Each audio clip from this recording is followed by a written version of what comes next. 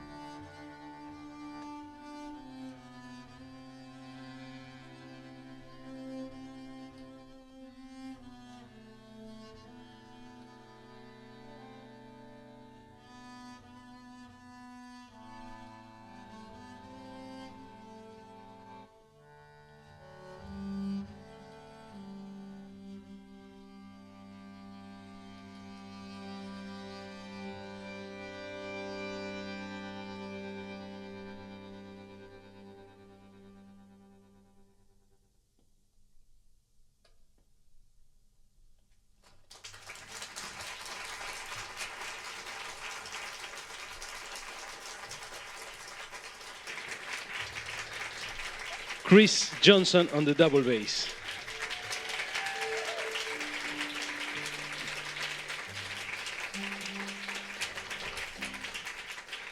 And so the next piece we want to play is one of my first composition, and it's a piece I wrote in Argentina in a very particular time. It was 2001, 02, when we had a huge economic crisis, and I remember we had 5 presidents in 1 week, really. At that time, I decided I wanted to be a bandoneon player and a composer. And I remember my family was very upset. They told me, well, you're not a lawyer or an architect or something else. But when I told my mother, she told me she was very happy because I was doing what I love. So I wrote this piece. The first movement is inspired by my country. The second movement is inspired by my mother. And I always say, well, my mom, she lives in Argentina now. And I say this because every time we play the piece, people come to me and say, I'm sorry for your mom. But she lives in San Juan, Argentina. Thank you, anyways. This is Tango Movements.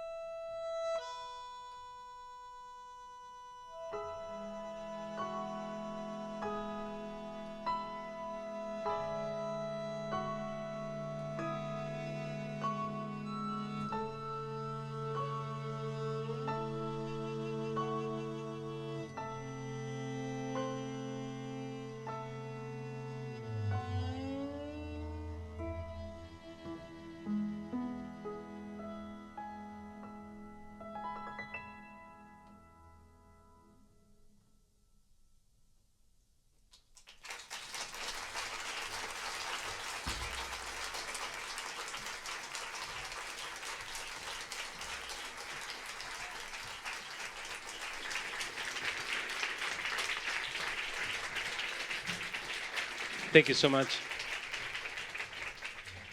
I'd like to introduce a great pianist from Argentina, also producer of our last CD, Pablo Cafisi.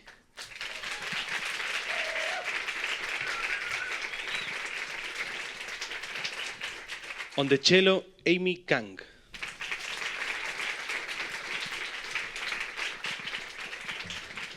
We're very proud tonight to have as a special guest Lara St. John.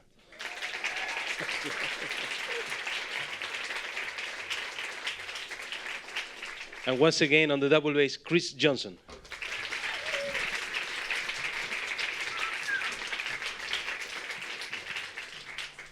So we're heading to the end now. We're going to play a lullaby I wrote to my niece. It's called Dulces Sueños, which means sweet dreams.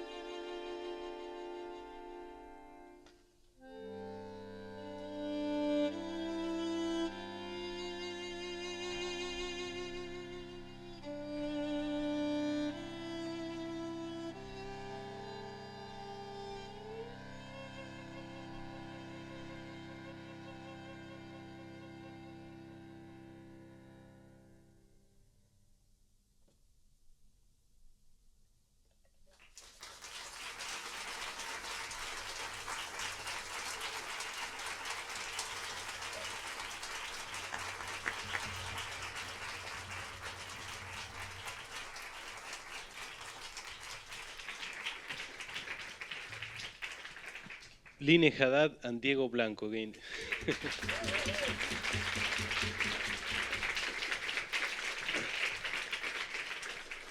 Well, this is the last piece we want to perform now.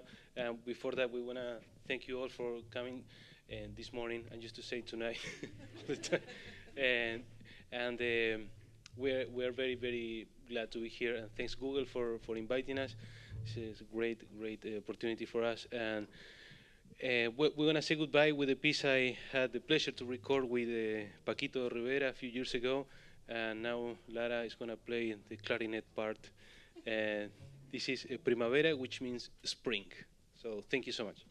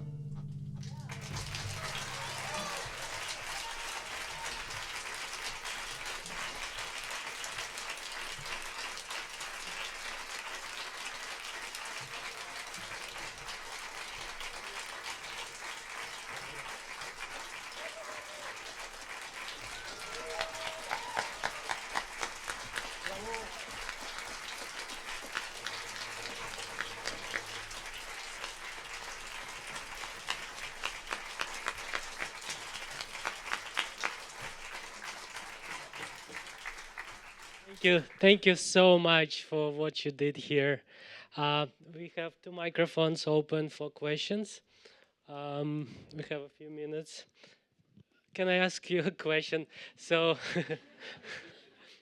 as a composer and a performer, what was it? What is it like to perform your own compositions? Uh, well,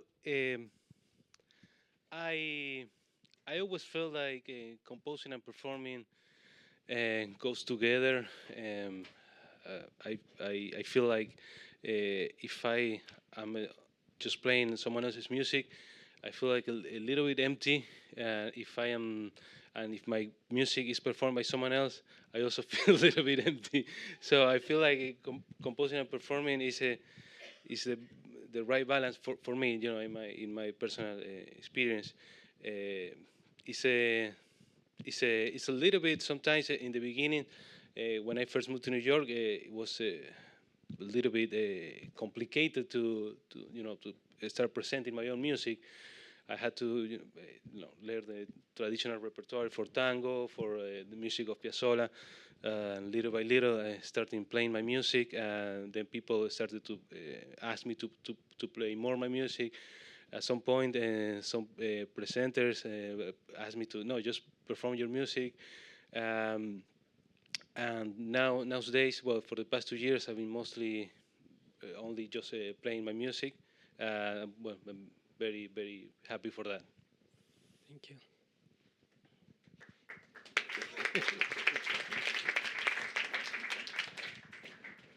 And tango is such a big part of everybody's life here.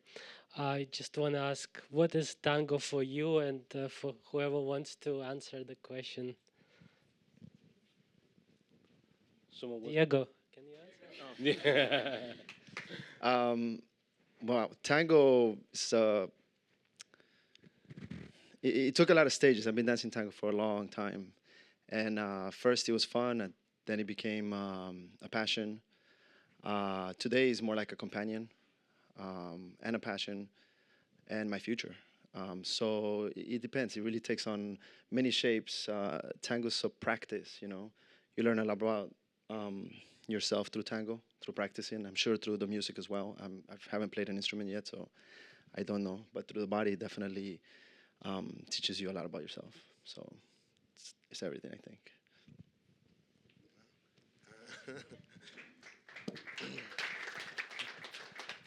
Okay. Hello. Yeah, I thought originally, I guess, as a child, I thought tango was like a dance. Seen couples with a rose in their mouth, and then as I got older and got a chance to play some of the music, I got to see like play a lot of Piazzolla, realize how great it was, and then I ran into JP a couple years ago, like what, 10 years, like not even 10 years, 7 years ago maybe. Yeah. And then we started playing together, and like it's been a great ride so far, so good, so can't complain. I guess for me, I I did the 25th anniversary of Astor Piazzolla's Central Park concert about 5 years ago in Central Park at the same band shell, and actually with the same pianist, with Pablo Ziegler. So that's kind of what started me and my sort of tango stuff. We've gone on the road quite a bit, doing that program and other programs with well, not with JP, but another bondo player. But it's a lot of the rhythms are the same as what he puts into his music. And I mean, you must have been really heavily influenced by Piazzolla stuff in Yeah, in certain ways. I grew up listening to Piazzolla. I grew up with my grandmother, and she used to listen to tango from 8 a.m. to 11 p.m. every day. You know, funny enough, so did my dad. Weird for a Canadian, but I have two now. Well, thanks for the performance. Loved it. Loved your music. Uh, Maybe there's a good story here or not, but I was in Buenos Aires trying to find where can I find a bandoneon to buy, right? And the music stores were all like, "Oh, no, you just find them." I don't know. It was kind of mysterious, but where do you find a Well, bandoneon? that's a good question. That's a good question. You know, when I before I play bandoneon, I was a drummer, And I remember I was walking on the streets and I saw a bandoneon on a music store, and it was the only instrument on the store. It was a very old bandoneon. So I exchanged the drum set for the bandoneon, and I remember the store guy, he was very happy because at that time nobody wanted to buy a bandoneon. Now it's very difficult to find bandoneons in Argentina because most of them they are taken to Japan. In Japan there are a lot of bandoneon players, and in Europe now there are a lot of bandoneon players as well. So there was a time that where it was very cheap to buy in Argentina, so most bandoneons were gone. And but nowadays there are many factories. There is a factory in Germany. There is the most famous one is Double A, Alfred Arnold, and this is actually a bandoneon from them that they gave me to me as a sponsorship. And in Argentina there is another luthier doing bandoneons now, and he's really good. So nowadays, if you want to buy a bandoneon, it's easier than before, than 10 years ago, for example. But isn't it true that like the greatest bandoneons were actually made in Germany in the Yeah, 40s? the instrument was invented in Germany, and it was invented to play religious music at the church, and somehow ended up in the cabaret in Argentina, and it became the main voice of tango music. Thank you. Gracias. You know.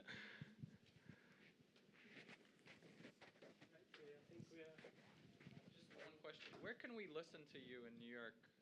Do you play live anywhere? Do you play at any Milonga? Yeah, we actually have on Sunday, we have a concert at Mesro. Actually, Amy can say.